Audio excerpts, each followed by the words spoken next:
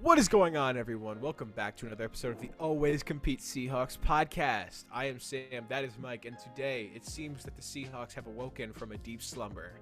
After Feels good. a three-game losing streak, capped off by Gino Smith starting at quarterback, Russell Wilson getting hurt, and Seahawks just kind of like not imploded. existing. Yeah, they imploded for sure. I kind of like I legitimately I thought the Jaguars were gonna win this game. That's how, like, I'm not even joking. That's how much I'd given up on this season already. I'm like, well, Jags are gonna win this game. We're gonna fall to 2-6, and then we just have to hope for some kind of crazy stuff from Russell Wilson. Yeah. But that did not happen, and Gino might have kept the season alive a little bit today. With a nice 31-7 win over the Jacksonville Jaguars at home.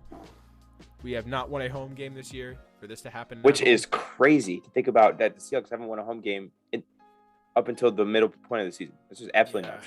It kind of sucks when, you know, the teams that you play at home are the Titans, who are considered to be pretty damn good at the time. Maybe not now, are considered pretty damn good. Yeah. And then what were the other teams? The Rams. The Rams. Yeah, that's the Rams though. Yeah. The Rams, tough team, and then the Saints, also a tough team that you played against with that literally just beat the reigning Super Bowl champions. Like literally, like 25 with a backup minutes for half the game. Yeah, with the third string for most teams. Yeah, exactly. Oh yeah. So, like a third string quarterback. So Trevor Siemian, dude, he went to a college close to me. He was never good. I don't understand how this dude's in the NFL. But it's a little sidetracked for a second. Little how he started for a long time in the NFL. But right, listen, this is a big win. This is like Pete Carroll came out, first thing he said in the press conference, this is a big one. And it really is, because I was talking about it on another podcast I do, which is which is kind of like an NFC West kind of like talk about podcast, and I was like, listen, this is it. Mm-hmm. This is it. This is the moment where the Seahawks either save their season or it's down the drain. Now, is the season still really alive? It's alive. There's a breath. There's like a 30, maybe. I'd say there's a legitimate chance to make the playoffs. Yeah, 100%. With 2-6, there is like no chance. There's no Especially chance. when we have to play the Cardinals again. We have to play the Cardinals twice. Or lose once. Yeah, when you have to play the Cardinals twice, you have to play the Rams, you have to play the Packers in Green Bay. They're not winning out. We have a couple of easy games, or projected easy games coming up after this Green Bay, and a couple of Cardinals games and the Rams team that we have to play at some point. I believe we play the Bears at some point. I believe we play the Lions. December 26th, we play the Bears. I know that for sure. Bears, play the Lions. We play the Texans. We play...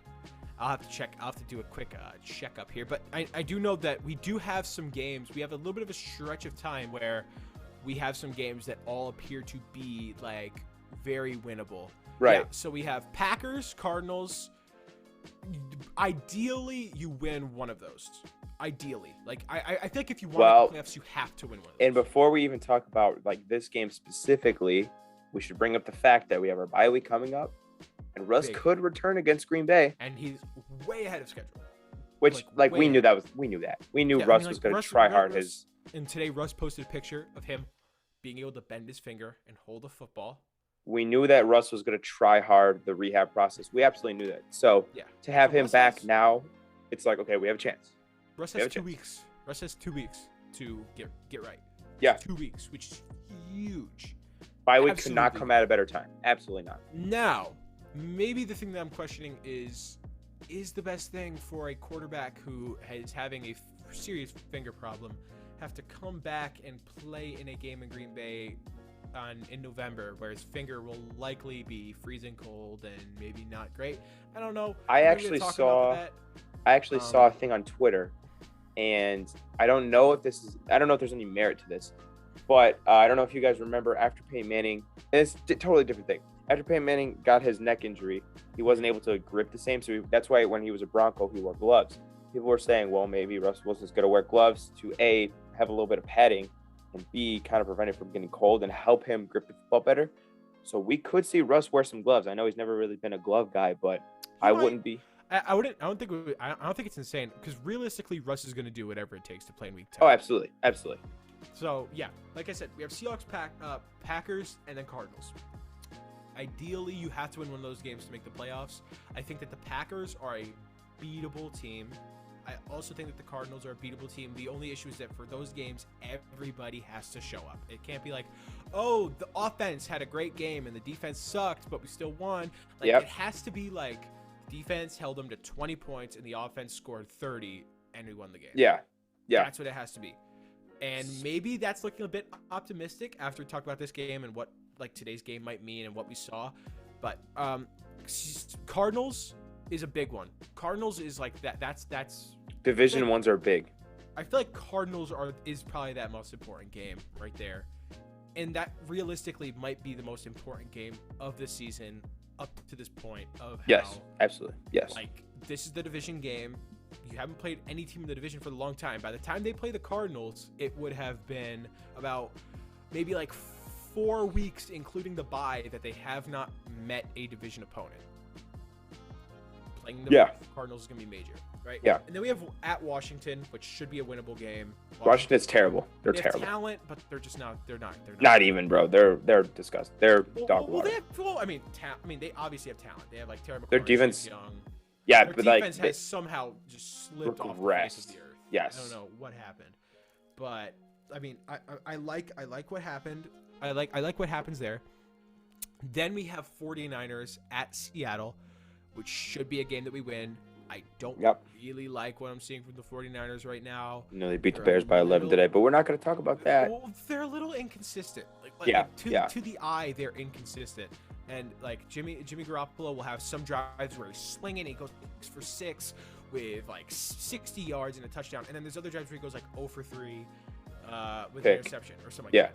And, you know, this team, especially the 49ers defense especially, has also had some really bad moments. The pass rush hasn't always been there. The coverage hasn't always been there. Even Fred Warner, who's considered like one of the best players in the NFL, players in general, has even sometimes not fully been there and has kind of missed some plays that most people would not expect a guy like Fred Warner to miss. Justin Fields just evaporated his ankles on one of those plays today. Yeah. I mean, I don't know if you saw that run. I did. So I need the 49ers. We need that game. And that's in prime time. That's an 8 o'clock game. That's a big time game. Russ in prime time's always good. Win it. Seahawks at Texans. I'm not even going to comment. That should just be a thrashing. Like delete it should be what we just did to the Jaguars today. Assuming that Davis Mills is starting at that point. It should not be a no contest. It should be a no contest. Even if Tyrod Taylor's starting, I don't care. Even if Deshaun Watson's starting, it should be a contest. No. That's how bad they are. It should be what we did to the Jaguars today, where it was never close. There was never any pressure. Maybe they get like a garbage time touchdown and just try to keep fighting. But by the way, before we kind of go further, we've been ragging on this guy the whole time we've been doing this pod. Travis Homer finally made a play. Would you look at that? Travis Homer. He is that like his first touchdown with the Seahawks? No, he had one versus the Dolphins last year. I remember that one. But I mean, it was garbage time. It didn't really matter. We were up big. But it was an impressive play. But that's some cool shit. And My Sports Update tweeted it, so it's a valid play. It's a valid play. And let's while we're giving credit, he had a really nice block. I believe it was on 3rd down where Gino hit Tyler Lockett on the sidelines, and Travis Homer there was a pass rusher coming up the middle. I will say Travis Homer is a good pass blocker. Yeah, we've always said he's a good pass blocker, but I'm just saying. And that's frankly, I think that's the only reason he's on the team right now. And special teams, which he clearly proved. He's solid on special teams. I mean, like that's like the first like really good special teams play. Yeah. But he's solid. Then we play at Rams, which might, depending on our record at the time, it might be a very important game. I could also see how it wouldn't be a very important game. Let's say we lose both games. All right, so let's say we assume we win versus Washington, San Fran, and Houston, right? Mm-hmm. But if we lose, I feel like it depends what happens with those Packers and Cardinals games, where if we lose both of those, that's a must-win. If we win one of those, I feel like it's a little bit less of a must-win, especially considering the games that are around it, which is Bears and Lions, both visiting Seattle back-to-back weeks. Right. Those should be. If Jared Goff ends our season 2 years in a row, man, I will cry. And then Cardinals, which will be a tough game. But if the Cardinals got the number 1 seed in the NFC locked up, they might not play their starters. They might not play their starters, which is important. which is a big might, and it's like that's a real possibility.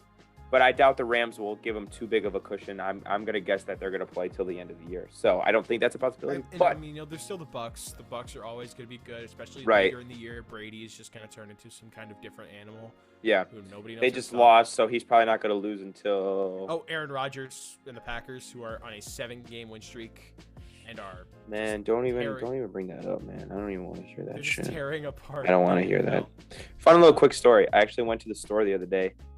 In my house, and I live in Illinois, and there was an Aaron Rodgers advertisement right in the middle of the store, and I literally looked and I said, "Man, he really does own us. Like, I can't escape." We're in Illinois. Yeah. Yikes. Like he just owns the whole state at this point. Like we can't escape this man. So, right. Man, I hate those Packers. Let's get to the game. Let's do it. All right, listen, celebration. I'm gonna give some stuff that I like. I'm gonna start with the positives. Maybe I'll scooch on to some negatives later. I'm gonna start with some positives, right? Trey Brown. Woo! He has to start at left corner. We started him at left corner today, and he did his goddamn job. Trey Brown is looking like the yearly late round steal that we just get every year. We get one every year. He's legit. And he's of course we haven't really seen Stone Forsythe yet. He hasn't really gotten a chance. So he might every year. In, but Trey Brown is every year. That guy. Cam Chancellor, Richard Sherman. It's DK's not a late round, but he's not a first round. Byron Maxwell. 6th round. We got Chris Tate, Carson. Like Chris Carson, 7th rounder. Moore. David Moore. It's every year. It's like we just get one guy that's like a stud. And I thought that guy was going to be yesterday. I'm not going to lie. Hasn't played till week 1, so I can't say that. Trey Brown is that dude. He is a freaking baller. He needs to start at corner. Yeah. Our corners from this point on should be DJ and Trey. There should be no debate there. And then Sidney Jones, I think, is a really good option to have come in and be your substitute corner. But I think Trey Brown has absolutely deserved the starting job. He's been fantastic ever since he came in against the Steelers, in my opinion. Yeah, I mean, and he's playing the Pete Carroll football. He's hitting.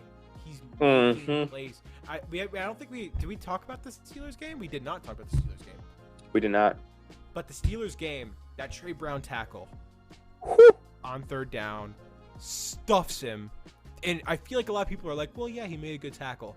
People will never give credit to how tough that tackle really is in the NFL, in open space versus a super athlete. That's gonna be, you can't do that a lot, and that's a great play. It's a great play. Yep. And I think while we're on the theme of patting on the back, the defensive backs, Jamal Adams has picked it up. Jamal Adams, Quandre, and two. Quandre had an interception. Jamal picked it up. I think ever since the boink off his helmet against the Steelers, I think he's been a really good safety. I think he's, really picked it up. Not that he was bad in the Steelers game, but that boink was bad. Let's be real. He's been really good. Quandre's been good. DJ's been good. Trey's been good. And over the past couple of weeks, our defense has been, can I say this out loud? Elite? What? Oh! Settle down, Shit. Michael, settle down. Michael. 13 points against the Saints. 13 points. In the rain. Yeah. In the rain. Fair. In the rain. We suffocated the Jaguars today. Absolutely suffocated them. Darryl Taylor literally hit Trevor Lawrence so hard on a throw that I thought he might die. Oh, Darryl Taylor's my guy, man. Darryl Taylor's my freaking guy. I love Darryl Taylor. So good. It was so worth the wait. Oh, we were talking about late round steals. Last year it was Darryl Taylor. Late round steals. And like I'm looking through this list on the Seahawks website, which is like best Seahawks picks by round. And I mean, I guess count it as a late round pick if you want. Like you could count Russell Wilson and Tyler Lockett, who are both 3rd round picks. I don't really count that as. We're just talking about non-first rounders in general. We got non-first rounders. Bobby Russ, Wagner in the 2nd DK, round.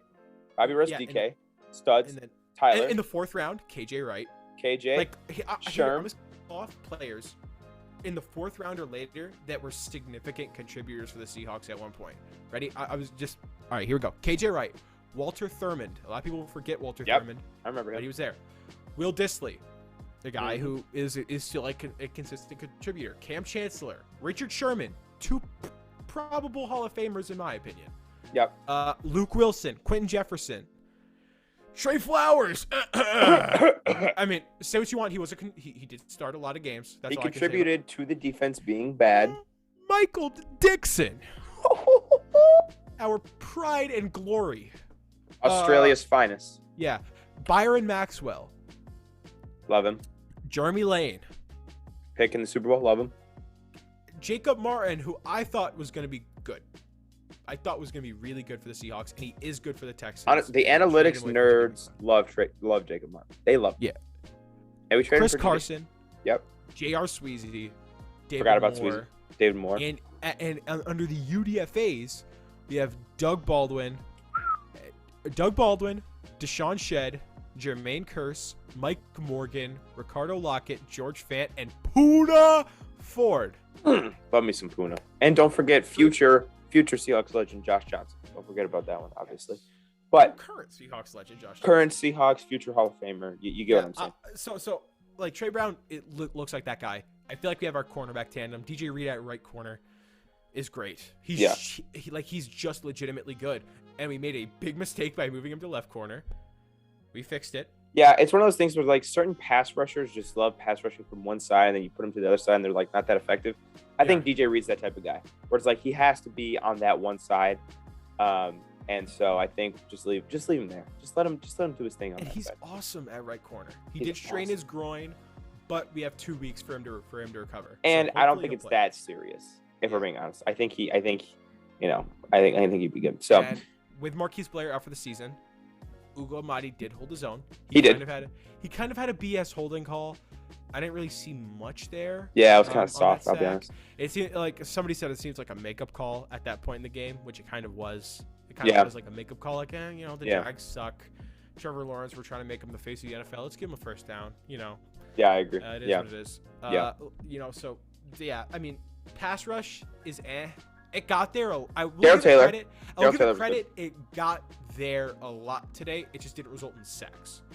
Right. And I think that's kind of been the theme for everybody not named Darrell Taylor on the Seahawks, which, by the way, Darrell Taylor was awesome. Even like Carlos Dunlap, he's not getting sacks, but he's getting back there like a lot. Like he's been a disruptor a lot of the games this year. He should have had a sack versus Trey Lance earlier in the year. He should have had a lot of sacks. He had a sack on a 2-point conversion. So if you want to count that, that's like basically 3 sacks that should have been there. Mm-hmm. So Carlos Dunlap, he's good, and he shows up. Rasheem Green, kind of like a breakout contributor for this team. Yeah. And by the way, LJ Collier will be traded likely at the deadline. Please. We talked about late round picks, first round picks have not been good, and I think it's a good transition into something I didn't like about this game. Rashad Penny is not good at football. Yeah,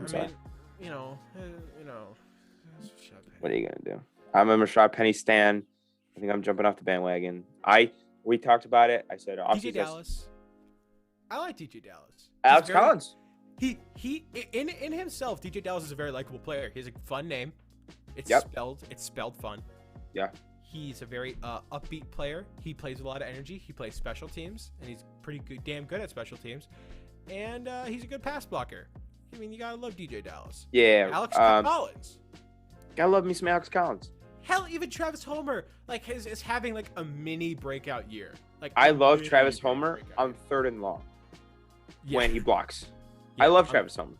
Or when he inexplicably recovering onside kicks. Or when he inexplicably gets a carry on 3rd and 15 and gets a first down. Inside zone against the Steelers. Damn, what the hell? But going back to Rashad Penny for just 1 second. He sucks. He sucks. I hate to say it. I wouldn't be surprised if we trade him. And I would love to get like a 5th round pick in exchange for him. I feel like if we trade him, it would all come down to whether Chris Carson's healthy enough to play. Which at this point, I don't think it matters. Because hearing he might miss the season. He might. Yeah, that's what I'm hearing too. But what I'm thinking is chronic sciatica. I think it's called. Chronic sciatica. It's a thing with his neck. It's like just general pains, pains and I feel bad. Neck's so sensitive. I definitely don't want him to mess up anything there. But in my opinion, even if he's not good, even if Carson's out for the year, I think trade Penny, Josh Johnson. You got Alex Collins, DJ Dallas. You got Travis Homer. Marlon Mack and other guys are available on the trade block, I think the only way they trade for a guy like Marlon Mack or something like that is if Chris Carson is done for the career. Like if it's like Chris Carson is done, then I think you trade for a guy like that. I don't know. Marlon Mack is on like a very short 1-year deal. I feel like he could contribute. I guess. But yeah, I mean, I kind of feel that in a way. And like, let's be honest, there's a really very real possibility that is Noah Bueno. You know, Noah Bueno. I've been hyping him up, and unfortunately, it's all hype. Nah, it's all hype. So, you know, let's go back to some positives, and let's just break down my position group. Gino Smith had his best game. And Gino Smith for his Halloween costume. He made some Russ type throws. Russell Wilson had a great Halloween costume this year. He dressed up as Gino Smith. And went out there and played football. He actually was so committed that he wearing like stilts and stuff. Wearing because it's short. That was good. Like 3-inch stilts. Just no, the only play they actually play that makes sense is the QB sneak where he like jumped. And I'm like, all right, bro, Russ ain't doing that. Like that's the one thing that Gino did where I was like, Russ and I could do that. Russ would probably like just like fall because or he'd like weave his way through. Russ isn't tough. He just doesn't like to be touched really. He just doesn't like. Well, I wouldn't either. But Gino made some great Gino throws. is committed to getting that ball over the end zone. He like it had shades of Cam Newton, dude. It literally had shades of like Cam Newton, like whoo. Yeah, it was pretty baller. I'm not gonna lie, but like Gino Smith has some great throws to Tyler Lockett, who's coming back, baby. He's back from vacation. Yeah, he left. He went to Cancun for a couple weeks. He's back.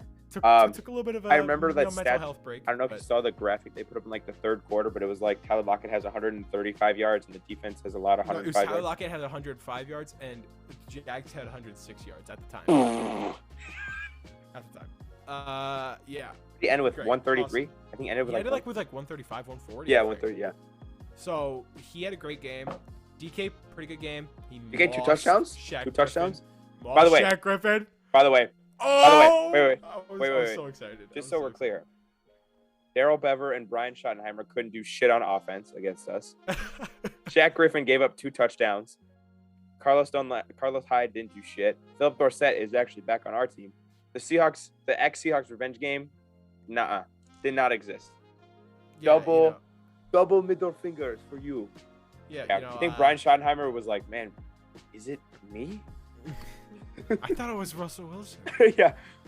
Getting sauced on by. He couldn't make the triple coverage deep throw to deep. Yeah, dude, I actually felt bad for Trevor because I was like, damn, Trevor's feeling what Russ felt for like 4 years. I swear Pete must have talked to like Shane and he was like, bro, call whatever the fudge you want. Yeah, no, seriously. It was a new offense this week. There was like motions. We had that DJ Dallas throwback. Okay, when that shit happened, I was like, Pete. And he made Gino with a crispy throw. Like that ball was spinning perfectly on a perfect axis. Did you see Pete Carroll on the headset? He's like, yeah, I want to run ice. It's like, all right, we're gonna run halfback pass. like Shane Waldron comes out. Yeah. The creeper from like a ghost or something from Hollywood. Yeah. So, Gino, we're running the halfback pass with DJ. Yeah. Like closes his eyes, lays him down. Because he took a nap. He's a little tired. He woke out a late night. He's old, man. Let's go with double motion, tight end flip screen pass. I say we do that. I was like, what the fuck is this? Like 3 players go in motion, flips it to Gerald Everett. Gerald Everett takes it, throws it, just like. I also like, dude, the not only was there deep shots and there was crossing routes, which when we have 2 super stars, I don't know why we do that more often. Tyler Lockett on a crossing route might be the best thing I've ever seen. So beautiful. PK made a lot of good, nice catches today. It seems like today in the game there was really this was the type of game you want to see. This was the type of game you want to see from DK and Tyler. DK 2 touchdowns. Tyler Lockett got volume. The offense was humming. The offensive line was not dog shit actually. Well, I'm going to touch on a negative in a second that is very painful to me, but I'll talk about it in a second. I think I know where you're going with this. Okay, but first off, running backs. Alex Collins, like I said, muy bien. Like if we were giving out stickers, it's gonna be like me with thumbs up, muy bien. DJ Dallas, Muy bien. Good job. Travis Homer. You know what? Travis Homer. Gold star. Gold star. Gets a double muy bien. You get 2 gold stars, man. Great job. Yeah, and then Rashad Penny. Rashad Penny. See me after class. See me after class. See me after class, where I proceed to pick him up and throw him out the window, and retire from teaching. I walk out the building. Yeah. We've actually traded you to Miss Johnson's class in exchange for 6 textbooks. In exchange for a first-round pick. Dude, John Schneider be the type of guy to draft a bust and then be like, "You want him for a first-round pick?" Yes. Send him his college highlight tape. He was great at San Diego State. Yeah, send him some San Diego State film. No, he'd be like, "Yeah, we got this undrafted kid, never really played before. His name is Pashad Rennie. Pashad Rennie. He played at San Diego State. He was really good. Check out his highlights. They're like, whoa, how did we not see this kid? And then they're like, how come he's playing with all these fans? They're like, I mean, plays in New Zealand. No COVID. This is the 2018 it's probably a typo. It's probably a typo. Don't worry about that. He was a freshman. He's a freshman. Yeah, he's a freshman. Yeah, he's a freshman. Don't worry about it. For sure. All right, fine. 2 first-round picks. Send it over. No, but listen. Yeah. Rashad Penny's no good. He's no good. No good. I hate to say it. No good. I love Rashad Penny. They're really good at blocking. Gerald Everett was good, other than the -7 yard. The only one play call I think I didn't like from Shane Waldron. That's not his fault, though. That was probably the only play call I didn't like from Shane Waldron was the -7 yard tight end sweep, where I'm like, well, I mean, but listen, if you got like 15 yards, we'd be like, great call. Well, the only reason I'm thinking it's a bad call is because like I feel like Pete is like, you had a great call the whole game, but you called that -7 yard tight end sweep, so I'm taking over play call and do this game. Give me your phone. Give me your phone. Come on, give me your phone. Nope, you're done. You're done. Stop. And you're done. Like the teacher watching over, like everybody take the SAT. F games, you're done. Yep. Grab your phone. You're done. Give it to me. You're done. So that's what worried me. It's like that one teacher, bro. Perfect analogy, right? Shane Waldron has one bad play call. It's like that one teacher that makes the entire class pay at recess because one kid did something wrong. Yeah. Like one kid threw a paper airplane.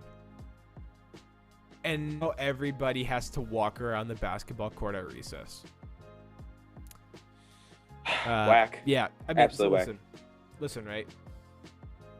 O-line. Ethan Sick. Where were you? He came. The communication was good.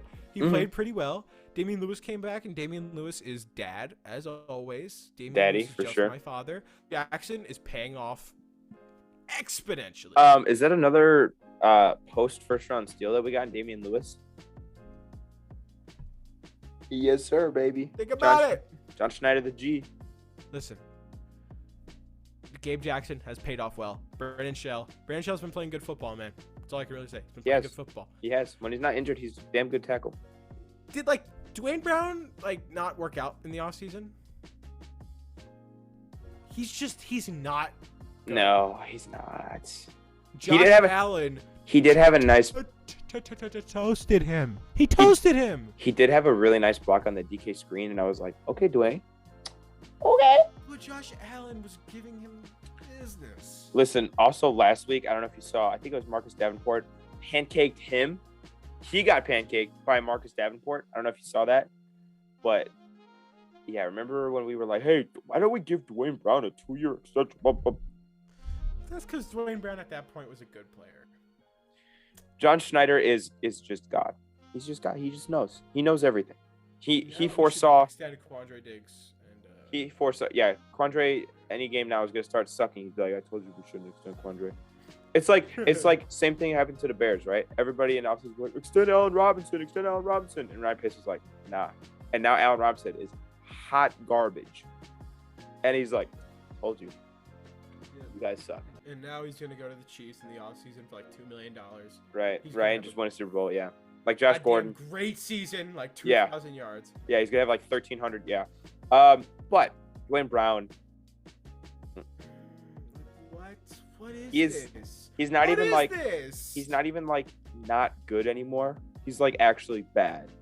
Like legit bad. And that is terrifying.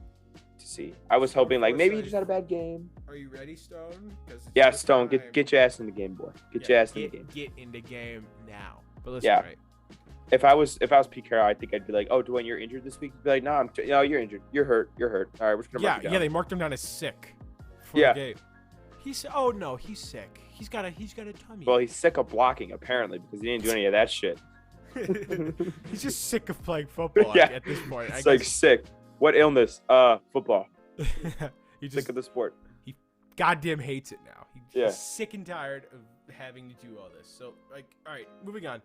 D line was fine. The run game, it was non-existent.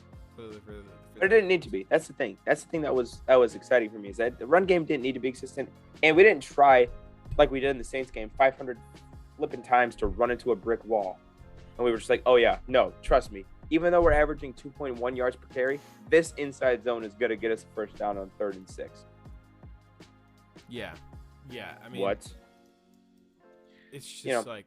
We were more conservative in the second half, which I understand. You're playing with the lead. I wasn't trying to drop 50 bomb on him, but like I get Pete trying to be a little conservative. Obviously, I hope he doesn't continue that theme because the offense looks really good. But I get it, being that it was, I mean, their run game had overall 82 yards on 19 carries.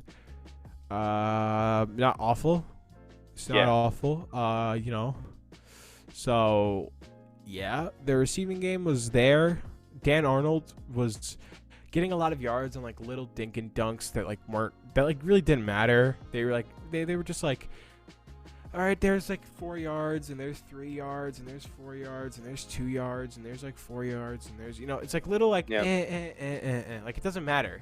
Trevor Lawrence probably wishing he stayed another year at Clemson. I'll tell you that. Yeah.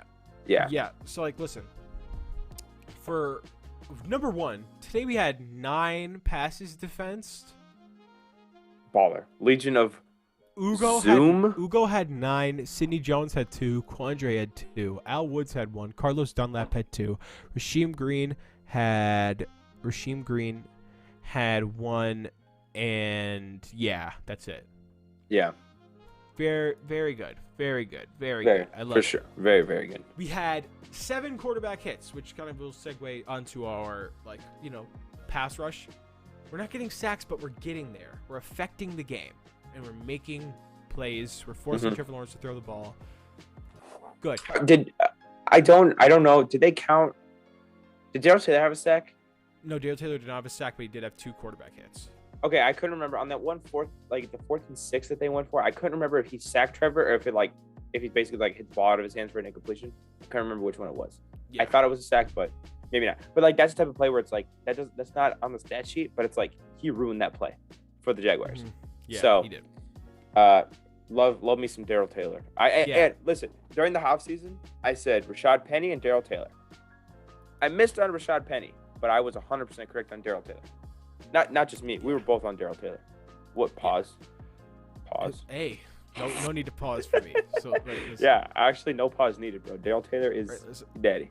Darrell Taylor, he's great. Kerry Hyder has been a spark plug. He had 2 quarterback hits. Rasheem Green has, like I said, been good. Puna is just my father. Right. Robinson, good. Kim Dichie, even good. Kim Dichie's been a stud pickup for us. Yeah, and I called him out as a potential. You were 100% correct on Kumdichi. Yep. No, and I wasn't necessarily wrong. Carlos Dunlap, like I said, he's been getting home, which is really the important thing. He's been getting there, and he's been doing things that impact the game. Yeah.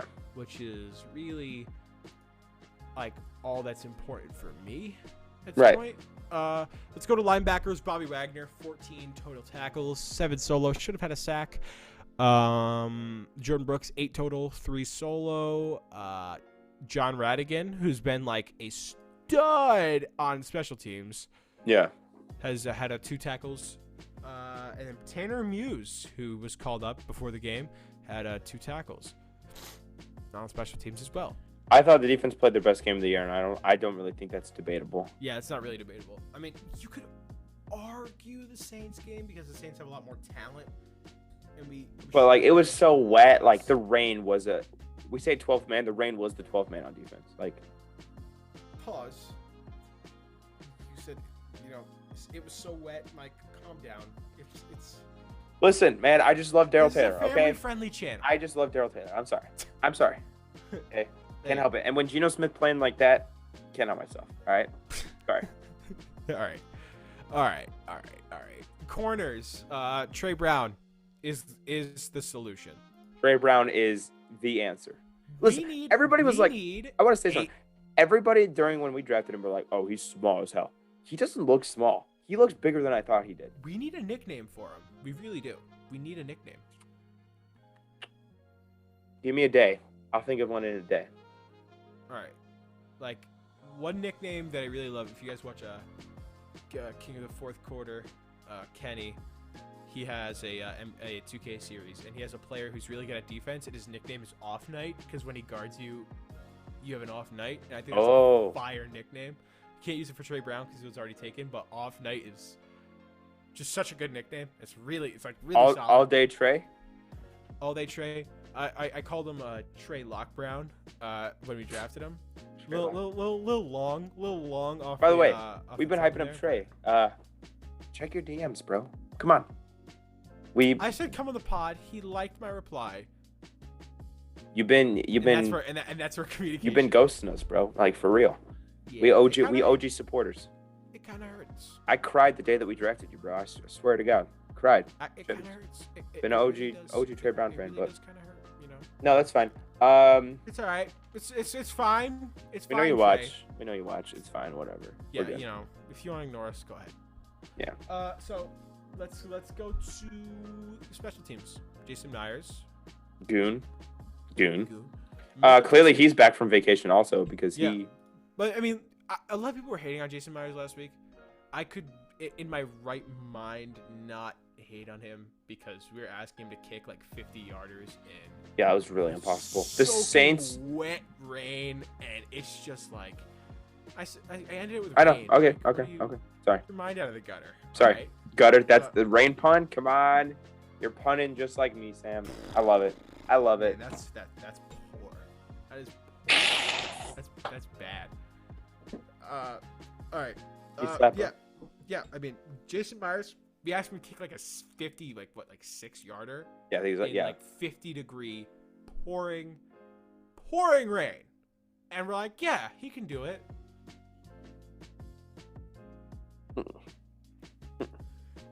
Pete Carroll. Pete Carroll. That's all I gotta say. It's just Pete Carroll. Like Pete Carroll. Pete Carroll. You know, just Pete Carroll. Let's try to kick in a nearly impossible field goal instead of punting the ball and likely having the Saints get awful field position. Mm-hmm. You know, so Michael Dixon, it felt like he really wasn't in there today, but he had 3 punts inside the 20. Boom. Boy. And then we had finally a nice fat 31-7 W in front of the home fans. Eat that dough, baby. It kind of hurts because there wasn't a lot of people there today. I'm starting to get the feeling that some of these people are bandwagons. I mean, I'm not going to say it. You're not going to say it. I'm not going to say it. We win. That's all that matters. That's all that matters.